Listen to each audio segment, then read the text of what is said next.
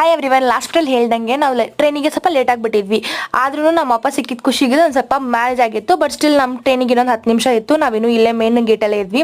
So ಹಾಗಾಗಿ ಬೇಗ ಓಡಾಡ್ಕೊಂಡೆಲ್ಲ ಹೋಗಿ ನಾವು ಫೈನಲಿ ಟ್ರೈನನ್ನ ರೀಚ್ ಆಗಿಬಿಟ್ವಿ. ಹೇಗೆ ರೀಚ್ ಆದ್ವಿ ಅಂದರೆ ಜಸ್ಟ್ ಹೋಗಿ ಕುತ್ಕೊಂಡಿದ್ದಕ್ಕೂ 2 ನಿಮಿಷ ಟ್ರೈನ್ ಮೂವ್ ಆಗಿಬಿಡ್ತು.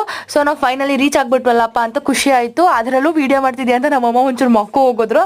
ಫೈನಲಿ ಹಂಗೋ ಹಿಂಗೋ ಮಾಡಿ ನಾವು ಟ್ರೈನ್ ಹತ್ತಿದ್ವಿ. ಬೆಳಗ್ಗೆನೇ ಏನೂ ತಿಂದಿರಲಿಲ್ಲ ಅಂದ್ಬಿಟ್ಟು ನಮ್ಮಮ್ಮ ನಮಗೆ ಇಡ್ಲಿ ಮತ್ತು ವಡೆ ಮತ್ತು ಒಂದು ಸ್ವಲ್ಪ ಕಾಫಿ ತೊಗೊಂಡಿದ್ವಿ. ಟೇಸ್ಟ್ ವಾಸ್ ಗುಡ್ ಅಂತಲೇ ಹೇಳ್ಬೋದು. ರೈಲ್ವೆ ಸ್ಟೇಷನಲ್ಲಿ ಹೆಂಗಿರುತ್ತೋ ಅದೇ ಥರನೇ ಇತ್ತು. ಅದಾದಮೇಲೆ ನನ್ನ ಪಕ್ಕನೇ ಒಂದು ಟೀಚರ್ಸ್ ಗ್ರೂಪ್ ಇತ್ತು. ಅವರು ಯಾವುದೋ ಮದುವೆಗೆ ಹೋಗ್ತಾ ಇದ್ರಂತೆ. ಸೊ ಹಾಗಾಗಿ ಅವ್ರ ಮನೆ ಹತ್ರ ಇರ್ತಿದ್ರಿಂದ ಅವರು ಅಲ್ಲಿಗೆ ಬಂದಿದ್ರು. ಅದನ್ನು ಒಂದು ಸ್ವಲ್ಪ ವಿಡಿಯೋ ಮಾಡ್ಕೊಂಡು ನೆಕ್ಸ್ಟ್ ನಾವು ರೀಚ್ ಆದ್ವಿ. ಬಟ್ ನಮ್ಗೆ ಈ ಊರಲ್ಲಿ ಏನೂ ಗೊತ್ತಿಲ್ಲ, ಯಾವ ಬಸ್ಸಿಗೆ ಹೋಗಬೇಕು, ಏನು ಮಾಡಬೇಕು ಏನೂ ಗೊತ್ತಿಲ್ಲ.